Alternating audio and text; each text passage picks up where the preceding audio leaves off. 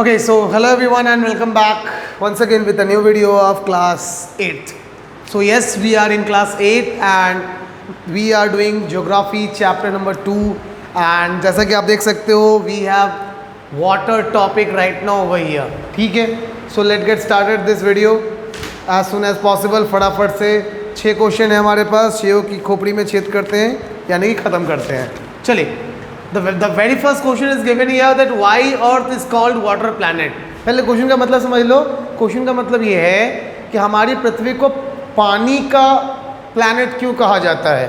ठीक है, प्लैनेट मतलब आप सबको पता है क्या होता है, ग्रह होता है. And we have how many planets in our solar system? Infinite planet in our solar system. 8 planets. अच्छा ठीक है, तो कौन सा वो प्लैनेट था जिसको कि हम लोगों ने हटा दिया प्लैनेट की कैटेगरी से? प्लूटो. अब वो उसको क्या बोलते हैं? Dwarf planet. क्या इन हिंदी इट्स कॉल्ड क्षुद्र ग्रह. लाइक वो जो है वो प्लैनेट्स की मतलब क्राइटेरिया को फॉलो नहीं करता, मतलब फुलफिल नहीं करता. दिस इज रीज़न कि उसको हटा दिया गया. ठीक है, so why earth is called water planet. इसका सिंपल सा आंसर होगा over earth we have how much water, how much percentage? 70 की 71? 71%. 71% इज वाटर. यानी कि पूरे अर्थ में 71% हमारे पास वाटर है and only 29% we have land area. So this is the reason that a biggest portion of earth covers with water, thus we call it water planet. And जब आप अर्थ को स्पेस से देखते हो तो because of this water it seems blue, ये नीला दिखता है, ब्लू दिखता है. And this is the only reason that Earth is also known as blue planet. What planet? Blue planet. Done है बात?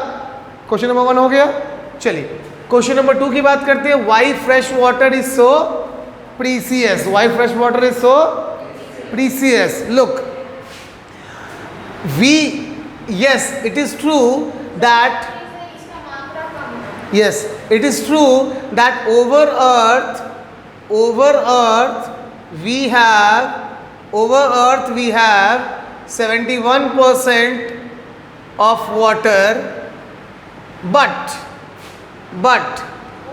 from this 71% we have only 3%. We have only 3% as fresh water. इसमें से भी, इस 3% में से भी कितना हमारे पास? only 1% is available. इस 3% का भी ना, है ना. सो human being and not only human being, animal get only 1% as easily available fresh water source. अब आप कहोगे कि सर तो बाकी 2% का है.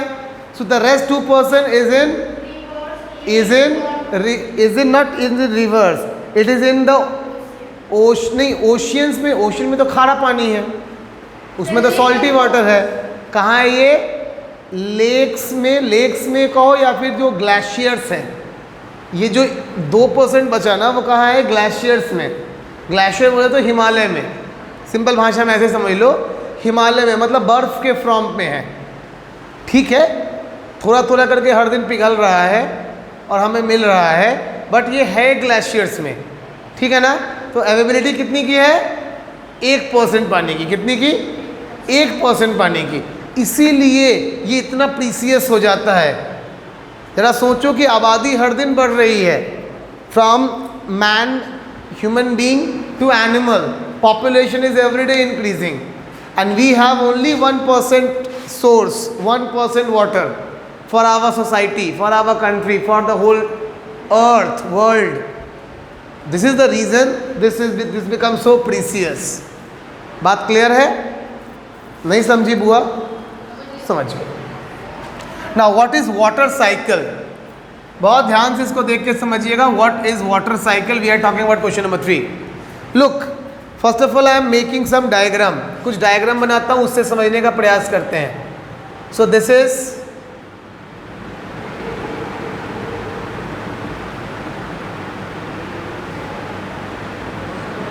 खिलखिलाता हुआ, मुस्कुराता हुआ गर्मी के दिनों वाला सन नहीं.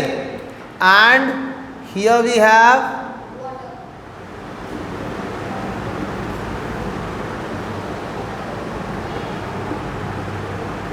This is water, this is water body, water. तो अब देखो होगा क्या. Basically we are talking about water cycle. Water cycle में क्या होगा कि due to the rate of isolation, rate of isolation, एक सेकेंड मुझे कुछ और लाने भी दो.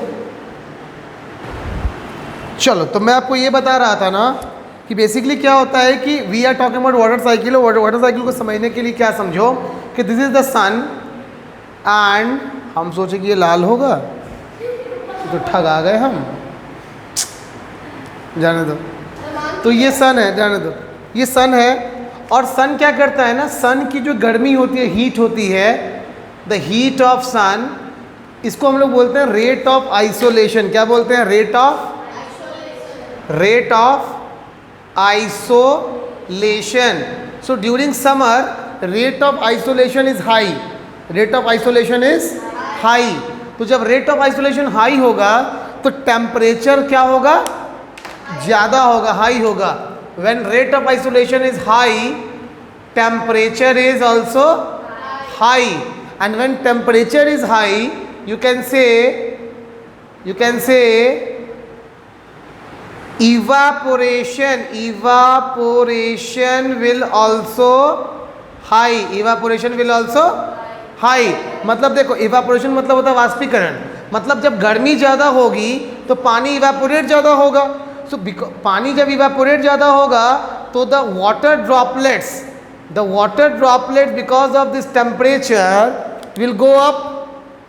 The water droplet because of the temperature will go up. ठीक है, ये ऊपर की तरफ जाएगा. तो जब नहीं, देखो अब समझो, पूरा डिटेल में समझो.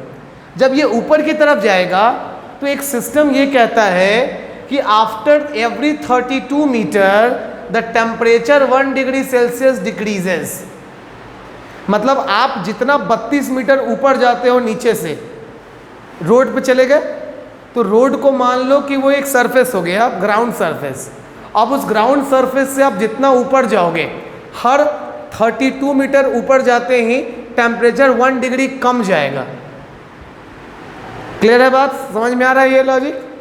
तो अब इसी वजह से क्या होता है कि when rate of isolation become high, evaporation become high.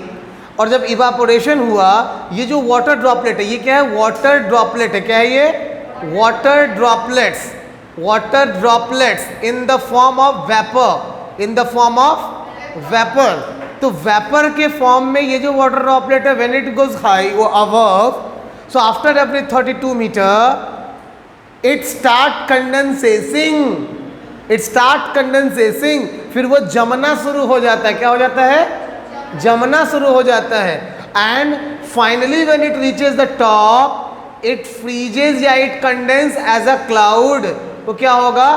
Cloud यानी कि बादल की तरह जम जाएगा. क्या हो जाएगा? बादल की तरह जम जाएगा.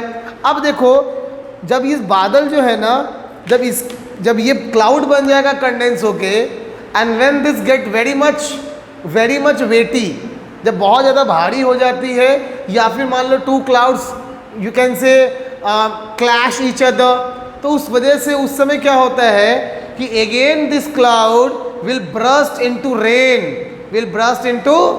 रेन.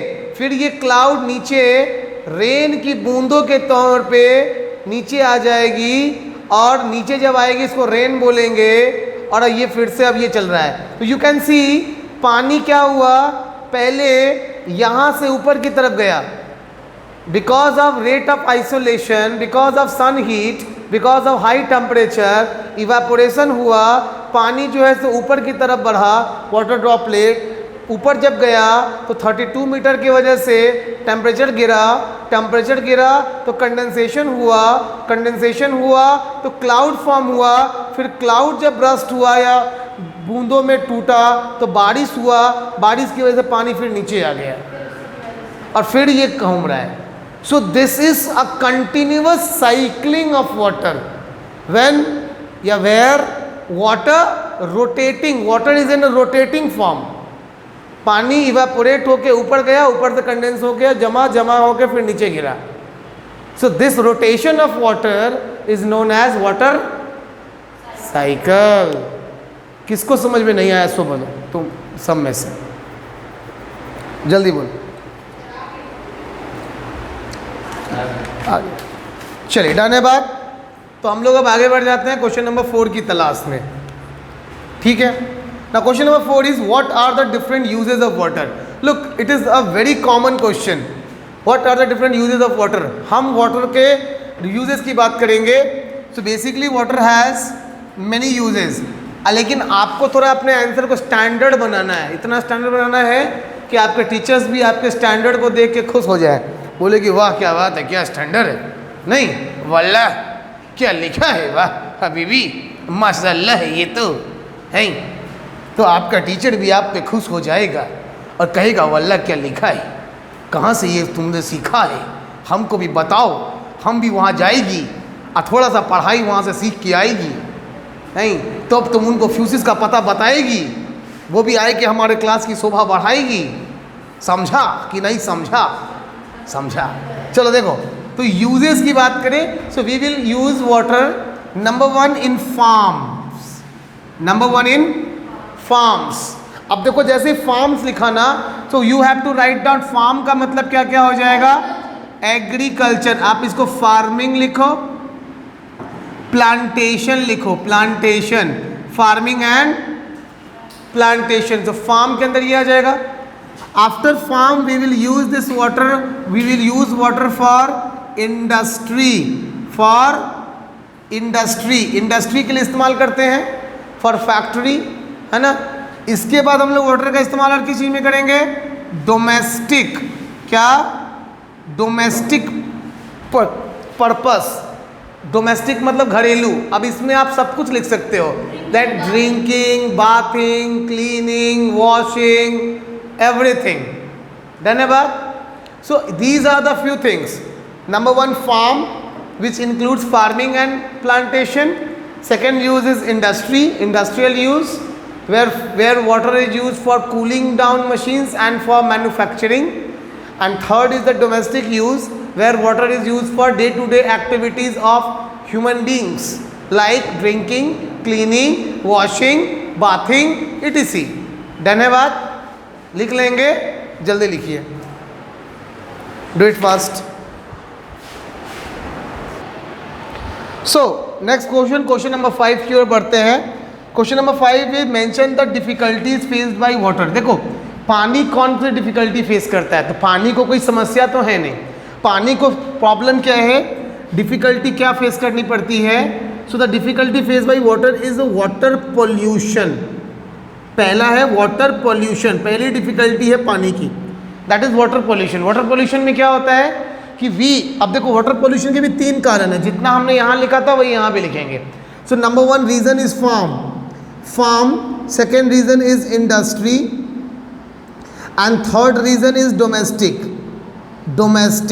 तो ये 3 रीजन ही है वाटर पोल्यूशन के भी। अब देखो कैसे कैसे वो समझो। फार्म यानी कि खेतों में हम लोग क्या यूज कर रहे हैं आजकल, chemical, we are using chemical fertiliser. So because of the chemical fertilisers the water get polluted by chemicals। बात क्लियर हो गई। so this is the reason behind farm। now industry कैसे करता है, industry generally industry releases industry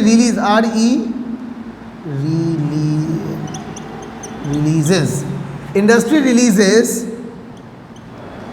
chemical waste and semi solid waste into water, मतलब पानी के अंदर क्या करता है इंडस्ट्री, केमिकल वेस्ट को रिलीज कर देता है या फिर सेमी सॉलिड वेस्ट को रिलीज कर देता है। सेमी सॉलिड का मतलब बिल्कुल, इसको हम लोग सिंपल भाषा में कादो बोल सकते हैं। कादो बोले तो गाढ़ा कीचड़, मड, हाँ, मतलब कुछ ऐसा जो कि एकदम पतला नहीं है, थोड़ा गाढ़ा है, हाँ, वैसे उस टाइप का जितना कचरा होता है ना, फैक्ट्री वाले उसको पानी में रिलीज कर देते हैं, इससे पानी पॉल्यूट हो जाएगा। ठीक है, तो दिस इज द रीजन। अब डोमेस्टिक में क्या है, देखो, डोमेस्टिक मतलब घरेलू। We also releases all our liquid pollutants into water। आप देखो नाले की जब सफाई होती है कितना काला काला पानी निकलता है और कितना सारा कचरा भी निकलता है। इससे ये प्रूफ होता है कि हम लोग अपने घरों में कितना सारा कचरा पानी में बहा देते हैं, है ना। तो this is the first problem या difficulty face by the water. ये खाली, लेकिन ये अकेला नहीं, यही नहीं है रीज़न। पानी की समस्या यही एक नहीं है, और एक समस्या है पानी के साथ। वो क्या समस्या है भाई? Number 2 is wastage. क्या है नंबर 2? वेस्टेज, और you can say over use of water. So this is the second reason behind what?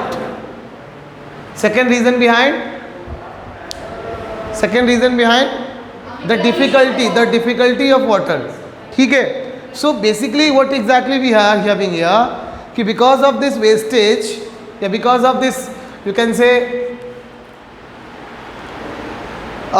overuse of water, है ना, we are lacking water, the scarcity of water take place। क्या हो रहा है? scarcity of water exactly we are facing। पानी की कमी या किल्लत जिसको बोलेंगे। ठीक है, अब देखो फॉर एग्जाम्पल यू कैन से कि you all guys have filter in your home like water purifier। look, that water purifier releases the waste water and basically we have that waste water where in our you can say tubs or like basin। तो basically basin से होके वो पानी कहाँ चला जाता है? नाले में चला जाता है। So we are wasting exactly that water, right. So that is the second problem और difficulty face by the water. ठीक है, अब इसको कंजर्व करने का लास्ट क्वेश्चन क्या है? Through which ways we can conserve. बहुत ईजी है, ध्यान से सुन के सब लोग लॉक कर लो and you have to write your answer by your own. इसका आंसर खुद लिखना है, ध्यान से सुनो। जितने तरीके से पानी बर्बाद हो रहा है, ठीक उसका उल्टा करेंगे तो पानी कंजर्व हो जाएगा, बच जाएगा।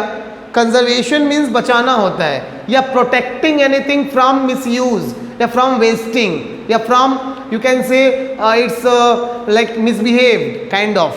ठीक है, so what exactly? Chemical fertiliser. सो क्या लिखोगे आप?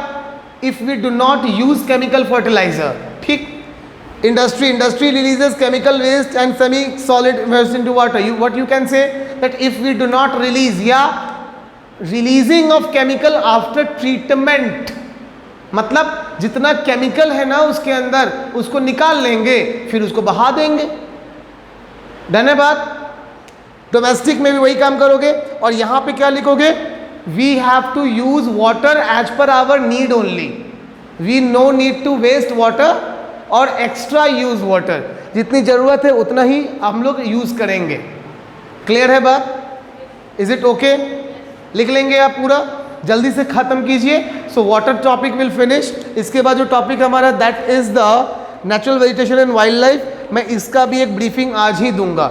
So just do it fast, copy it fast, और उसके बाद वाला टॉपिक को रीड करो जल्दी से। So okay all of you, आज के इतना ही रखेंगे। Natural vegetation and wild life का जो टॉपिक है that we will cover in the next class. Till then take care, good day, bye.